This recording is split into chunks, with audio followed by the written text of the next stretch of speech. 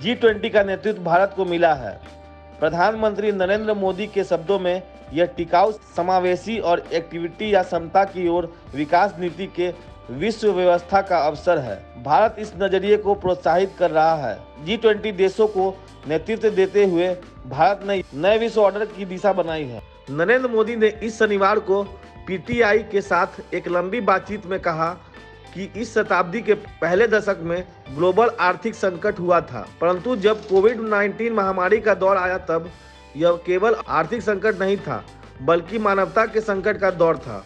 Covid महामारी के बाद विश्व का ध्यान ह्यूमन सेंट्रिक यानी मानव केंद्रित विकास मॉडल की तरफ गया। महामारी के दौर में भारत ने मानव केंद्रित योजनाओं पर जोर दिया। भारत वैक्सीनेशन ड्राइव चलाने वाला दुनिया का सबसे बड़ा देश था।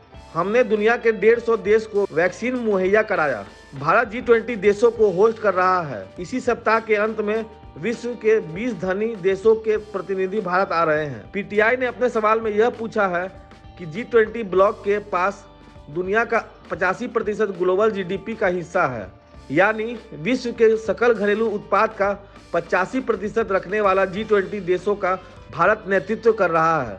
इस सवाल के जवाब में नरेंद्र मोदी ने कहा है कि यह बात ध्यान देने लायक है, परंतु हम जीडीपी सेंट्रिक विकास की जगह पर मानव सेंट्रिक विकास की बातें कर रहे हैं।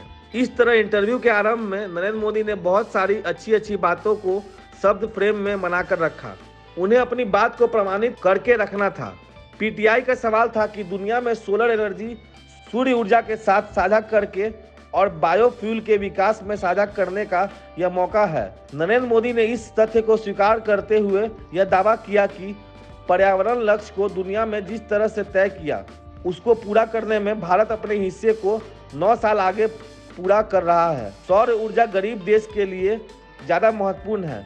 नरेंद्र मोदी ने यह भी कहा कि जिन देशों की आयात बजट ऊंचा है, उन्हें कम से कम डीजल पेट्रोल के आयात से बचने के लिए अपने सोलर ऊर्जा और सोलर पैनल पर ध्यान देना चाहिए।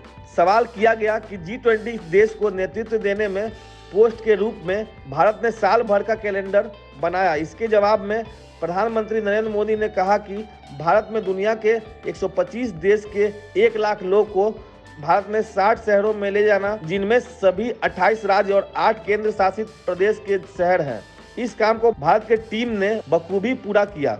भारत जब विश्व के प्रतिनिधियों को जम्मू कश्मीर और अरुणाचल प्रदेश में घूमने ले गया था, तब क्रमशः पाकिस्तान और चीन ने इसका विरोध किया, पर सब सफल हुआ।